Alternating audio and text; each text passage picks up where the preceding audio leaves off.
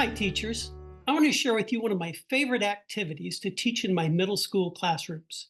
I've done this in grades 6 through 8 with students at, above, or even well below grade level to help them understand algebra. And at the end, students end up doing things like combining like terms, writing algebraic equations, and solving them. They even create their own project in this. They love this lesson as much as I do. So let me introduce you to hundreds magic. This is based on the same hundreds chart these children saw way back in kindergarten. And for that reason, even my lowest skilled students can get on board. We're going to start with some pretty simple arithmetic and then seamlessly transition that into the world of algebra. I begin by introducing them to my friend, Algebra Man. I explain that Algebra Man likes to run around the hundreds chart until they say stop. And when he stops, we're going to have a race to see who can add up the numbers inside of him as quickly as possible.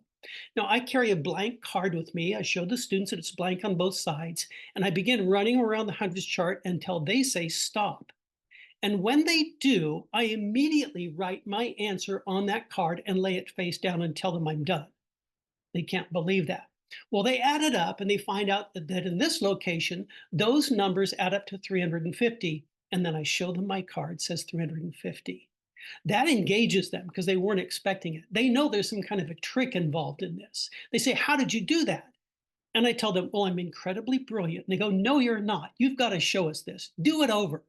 So we repeat this. They're really engaged now. They run around the hundreds chart until they say stop. And I tell them, "That's 590." And they want to know how this works, but I'm not going to tell them yet. I'm going to make them earn it.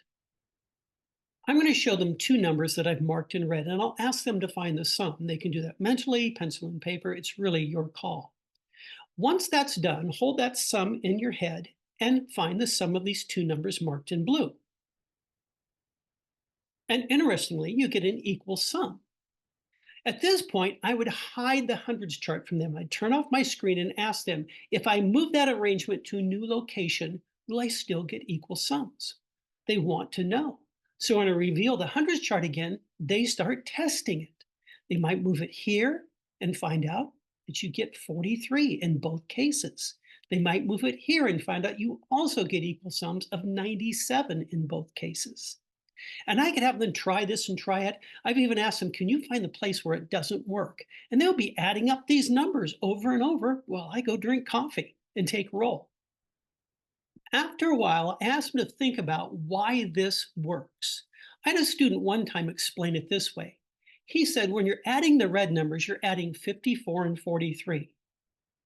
And when you're adding the blue numbers, you're adding 53 and 44. And he said, in the tens column, nothing has changed.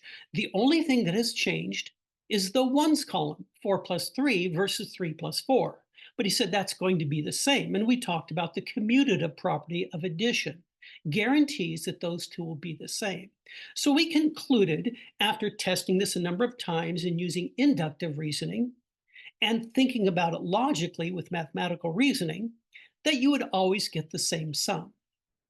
Then I hid the chart and posed this question to them. If I looked at the difference between the red numbers and the blue numbers, would those be equal? And they reasoned that since subtraction is not commutative, you should not get the same difference. And then I revealed the chart so they could test it. In this case, 54 minus 43 is 11, but 53 minus 44 is only 9. And again, I hid the screen, and in hiding the screen, I'm forcing them to think abstractly, to think about mathematical reasoning as opposed to simply doing the arithmetic. I said, what if I looked at the product of those red numbers versus the blue numbers? And of course, since multiplication is commutative, I will get the same product. Now, to make it easier, let me move it to a new location with smaller numbers and go ahead and show that the two products are equal.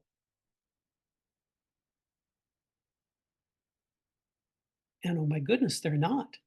I get a product of 12 on the red numbers and 22 on the blue numbers. They're 10 apart. What's causing that? Let's explore another interesting characteristic on the hundreds chart. Here I've marked 4 numbers that represent the vertices of a 3 by 3 arrangement. Go ahead and add up those 4 numbers, either in your head or on paper or with a calculator. Now, take that sum and divide by 4. And I'll bet you get the number in the middle.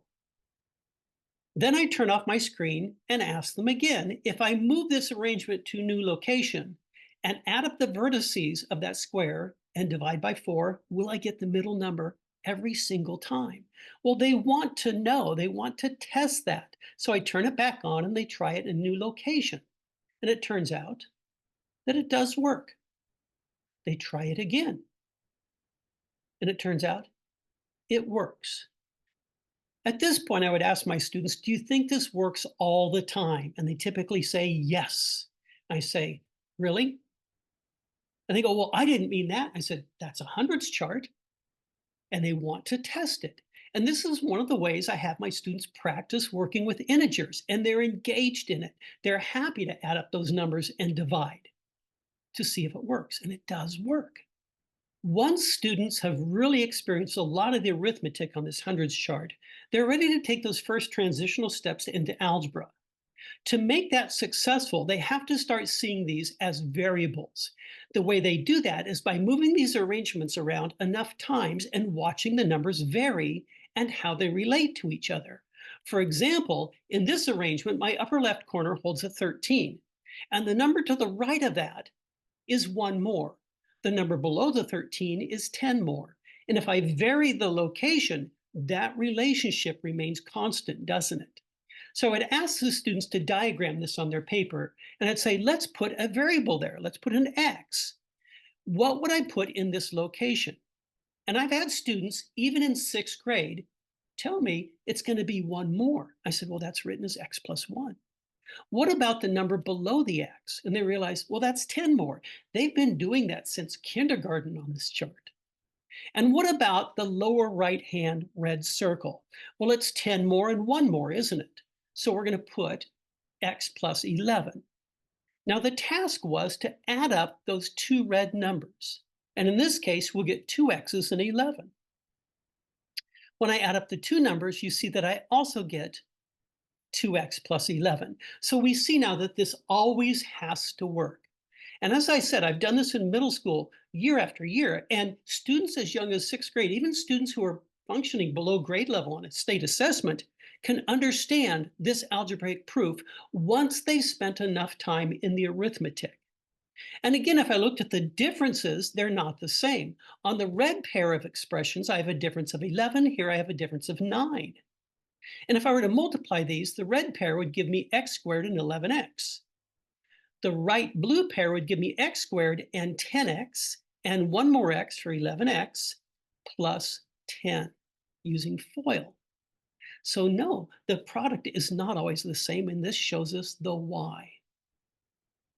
Now, the other things that we did on this chart, such as Algebra Man, have their own reasons why they work, and the students are now ready to start to explore some of those.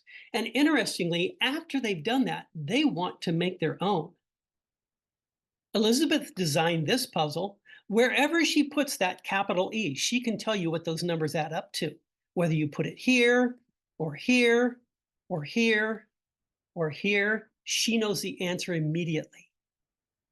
And here's her project in which she illustrates the why, the algebra behind her puzzle.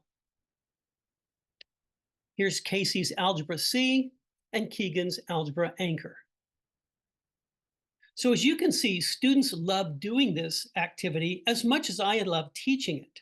They love finding out the algebra that governs the why behind these math tricks. And they love creating their own projects in which they're combining like terms, writing expressions and equations, and solving them.